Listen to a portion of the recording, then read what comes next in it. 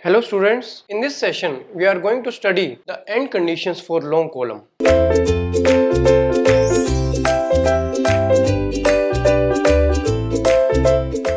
Basically we are going to proceed towards the Euler's theory of column.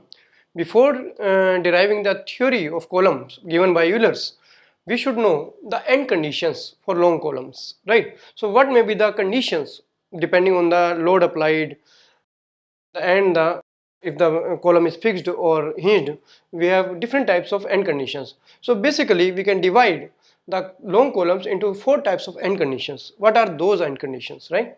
So first end condition is if the both ends, upper end and lower end, are hinged. Both ends are hinged like this, right? So both the ends are hinged. So we can show this like this. Suppose this is our column like this and it is hinged here like this. Both the ends are hinged, right? And we have applied load. Suppose we have applied load like this, and if it is downward load, there should be upward load also like this, right? And there will be deformation, there is bending in the column like this, right? So this type of end condition is called both ends are hinged, right? And load is applied because it is in stable equilibrium, so there is equal load is applied on both sides, P and P, right? Otherwise the body will move with some acceleration. So both ends hinge condition is like this, right? This is a hinge and this is a hinge. So here it is hinge and this is also a hinge. So this is one of the condition. Second condition maybe there is that one end is fixed and other end is hinged. So or one end is fixed, other is free. So one end fixed, other end free. One end fixed and other is free like this. Suppose fixed end is shown by this and another end is free. Here it is free and there is no hinge, and we have applied some load, and after applying the load there is some deformation in the beam like this. There is some deformation in the beam like this, and the load moves from here to here, although we have applied load here, but finally it goes to this point, right? This point, right? So this is the free end, this is free end, and this is fixed end, right? So this is fixed. So one end is free and other is fixed. You can see here there will be some slope here, there is some slope here, there is some slope here, but here the slope is 0. So you can see here there is some slope at this point like theta like this, and there is some slope here also, say it is also theta, right? And if it is x direction, this is y direction, so we can use dy by dx or slope, whatever you want to say. So there is some slope in this, but here there is no slope at this point, because fixed point the curvature starts from the ending and then it goes from outside, right? So there is no slope at this point, there is no slope at this point, and theta is equal to 0 and tan theta is equal to 0. There is no slope here, right? You should remember this thing, this is very important, right? And here there is some slope, so here tan theta is there, or this is dy by dx, something is there which is not equal to 0, but here there is some tan theta or theta or dy by dx, and that is equal to 0 at this position, and there will be some load applied here, right? So there is some there is no slope at this point, at fixed point, right? So there is no slope at fixed end. So you should remember this thing, because this is very important point and we will be using this point somewhere. And at hinge point there is some definite slope is there, right? And third condition is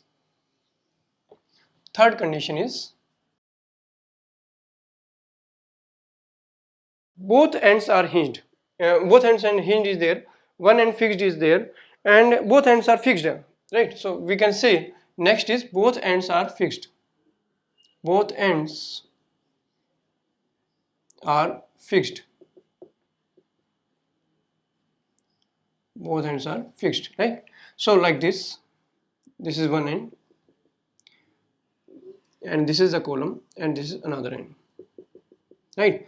And there is some deflection in this beam like this, right? And there is some slope at this point is 0, and this is a fixed point. This is fixed, this is also fixed, and the slope at this point is 0, right? So you can see here at this point there is no slope, theta is 0.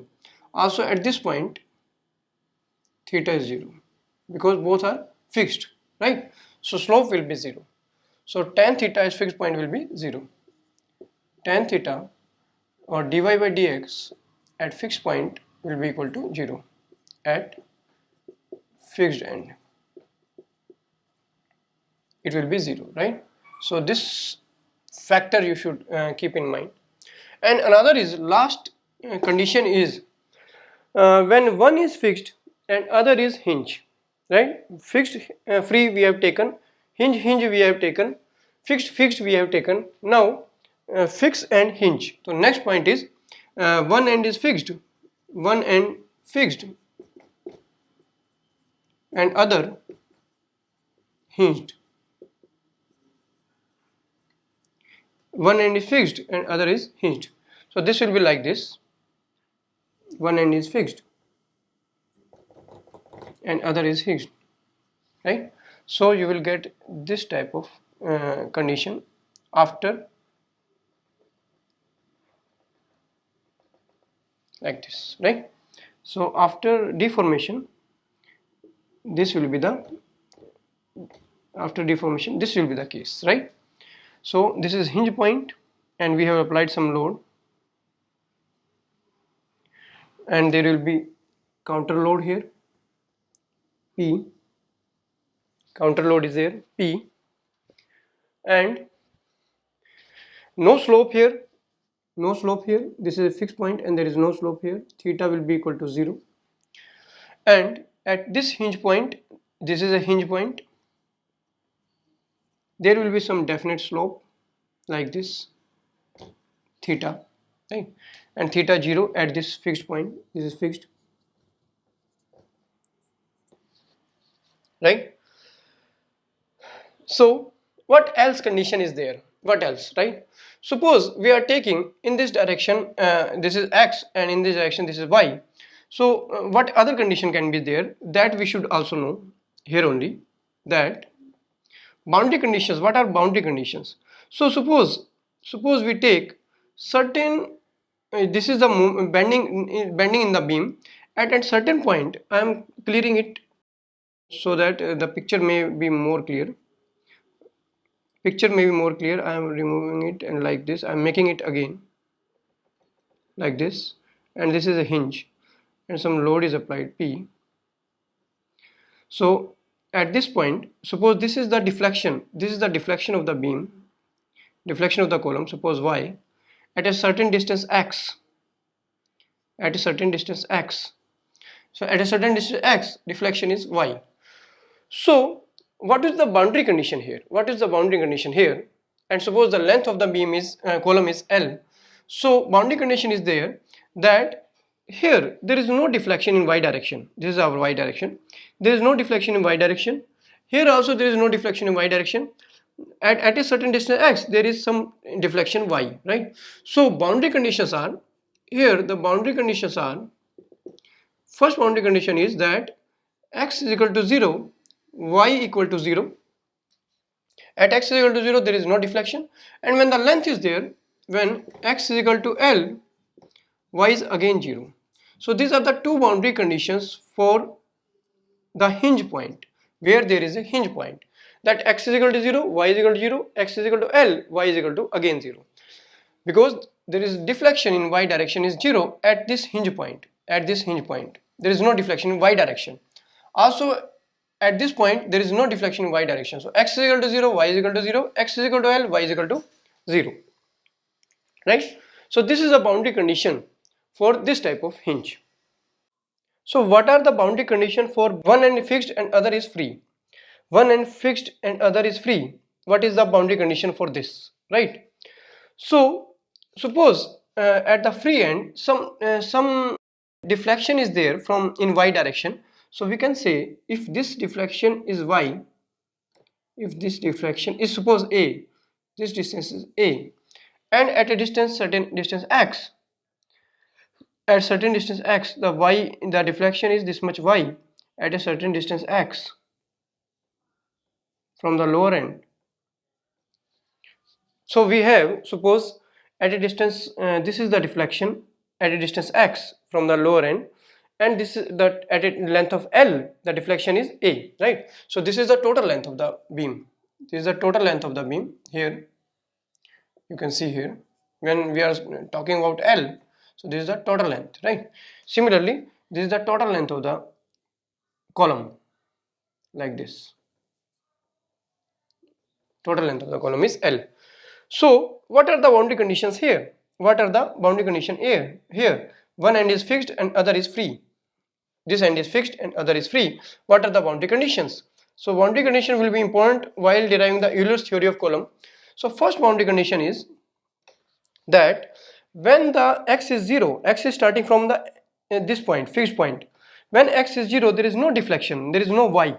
So x equal to 0, y will be equal to 0. This is the most important condition. This is the first boundary condition. Second boundary condition is that when x is equal to 0, there is no slope. We know that at the fixed point, at the fixed end, there is no slope. Theta is 0, right? Theta is 0 means this theta is 0. This theta is 0 means there is no slope. So at x is equal to 0, there is no slope. So dy by dx will be equal to 0. There is no slope. And there is one more boundary condition. If it is known that this is a at length L, so one more boundary condition can be used, that at x equal to L, y will be equal to a. So these are the three boundary conditions for finding the different unknowns in case of one end fixed and other end free. So this is very important. You should remember these boundary conditions. This is boundary condition for both end fixed and both are hinged. This boundary condition is for one end fixed and other free. Now what is the boundary condition for both end fixed? This end is fixed as well as this end is fixed. Both ends are fixed and theta is 0 at both ends. Here the theta is 0. You know that at fixed point theta is 0, and here also the theta is 0. Here also at this point I am saying at the verge, at this point only, right? At this point theta is 0, right? Theta is 0 at this point, at the just at the start of x, right? And if it is having a length L, if it is having a length of L, then what are the boundary conditions? Boundary conditions, and some load is applied. Some load is applied, P, and then there will be some bending moment also, right? You know that at the fixed end there will be certain bending moment. So there is some bending moment, say M, and there is also some bending moment at this point also, say M. So there will be some bending moment also at the fixed end. So boundary condition is, what are the boundary conditions here? So first boundary condition is that at x is equal to 0, we are taking x in this direction and this is the y. This is y at a certain distance x from the fixed end, lower fixed end, and this is y and this is x. At x is equal to 0, y will be equal to 0. Second boundary condition is x equal to 0, dy by dx will be equal to 0. So at x is equal to 0, the slope is 0 because theta is 0, right? Third boundary condition we can use is at x is equal to L, y is again 0. At this point y is again 0 because it is fixed point. And fourth boundary condition can be used as x is equal to L, because it is also fixed point, dy by dx equal to 0. Whatever required, you can use these boundary condition whenever required. It is possible that all the boundary condition may not be needed, but you should know that this boundary condition prevails when both the ends are fixed. X is equal to 0, y is equal to 0, because it is fixed and there is no deflection in y direction at the x is equal to 0 at the start. X is equal to 0, dy by dx is equal to 0, there is no slope because theta is 0 at the fixed end. X is equal to L, y is equal to 0, fixed end. X is equal to L, dy by dx is equal to 0, fixed end. Right? So these are the 4 boundary conditions, and out of these 4, whatever is the unknown, how many are the unknowns, depending on that, you can use 2 boundary condition or 3 boundary condition. Here there are 3 boundary conditions when the end was free, and here 2 boundary conditions, and 2 will be required to find the unknowns, right?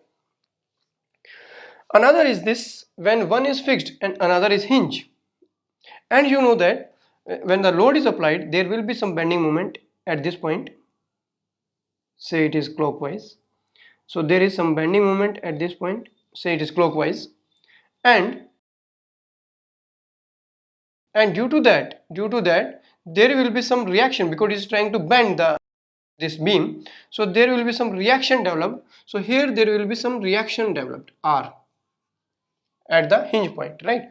Because hinge can resist both horizontal reaction and vertical direction, right? So vertical and horizontal direction resistance can it take, right? There is no resisting moment, but there will be some resisting force in this direction also, right? Horizontal direction. And if this is the length of the beam, length of the column, like this, then what are the boundary conditions? So boundary conditions are suppose we are taking x in this direction, and this is the y deflection, this is the y deflection, and x is taken in this direction from lower end. Suppose x is taken in lower end, fixed end, and deflection is y at a certain distance x from the lower end. So this is a fixed end and there is no slope and there is no deflection, so x equal to 0. First boundary condition is x equal to 0, y will be equal to 0. Second boundary condition is x equal to 0, dy by dx will be equal to 0, fixed end, right? And third boundary condition may be used as when the x becomes L, there is again no deflection, so x equal to L, y is again 0. So these are the 3 boundary conditions which will be used to find out different unknowns in the case of when one end is fixed and other is hinged, right? So this is how we utilize the concept of the end conditions when the end conditions are given to us and we want to derive the Euler's theory of column, and different end conditions may be there. So we have taken for simplicity 4 end conditions only: when both ends are hinged, when one end is fixed and other is free, when both the ends are fixed, and when one end is fixed and other is hinged. The sign convention which we will be using in Euler's theory of column. So sign conventions for Euler's theory of column.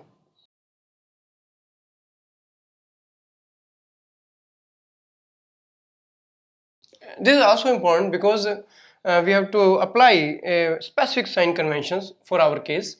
Suppose this is a beam, this is a column like this, and it bends either in this direction or in this direction, right? So from the axis, from the initial axis like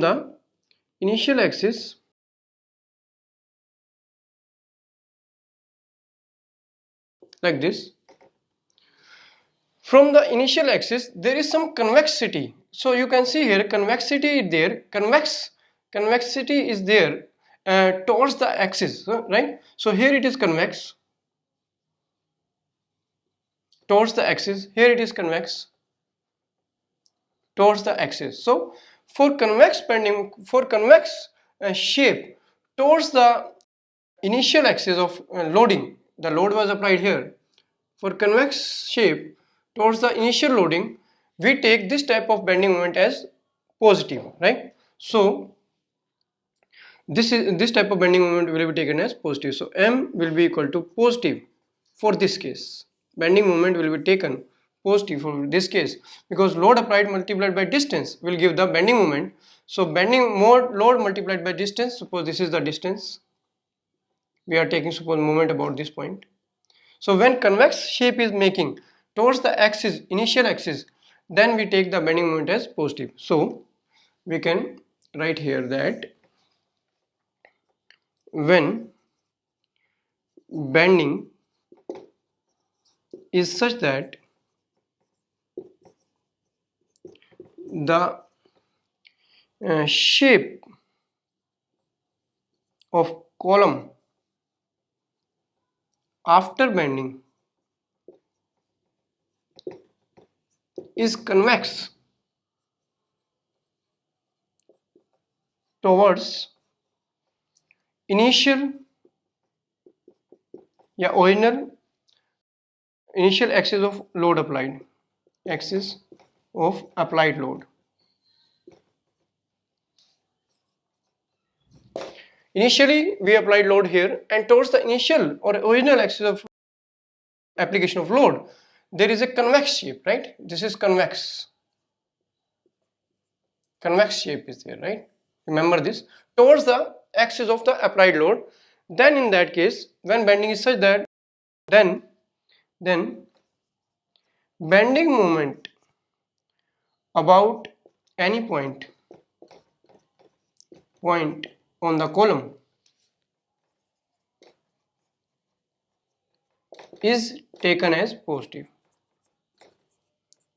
In that case we will take the positive bending moment in that case, right?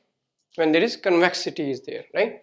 And second case, when we are applying a load like this, this is the initial our original axis, and suppose there is hinge joint, and we have applied load here, load is applied here,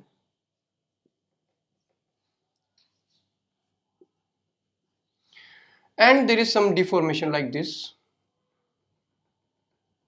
or like this.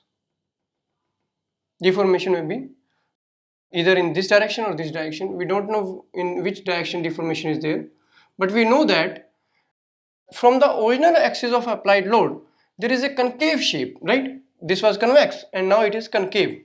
So this is concave,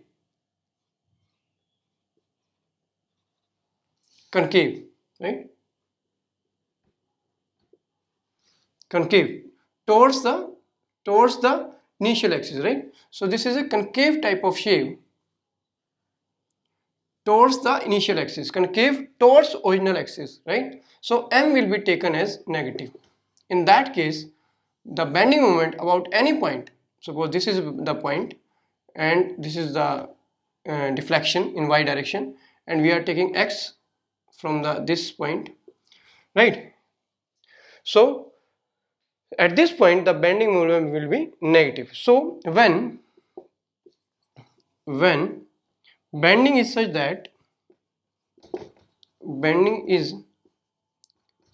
that the shape of column after bending is concave towards the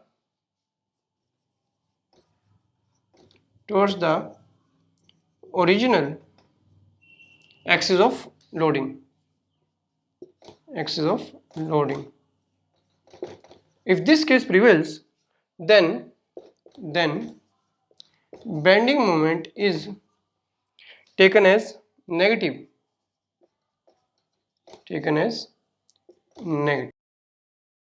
So we will be taking this type of bending moment as negative and this type of bending moment as positive, right? So this is a sign convention to be used in Euler's theory of column.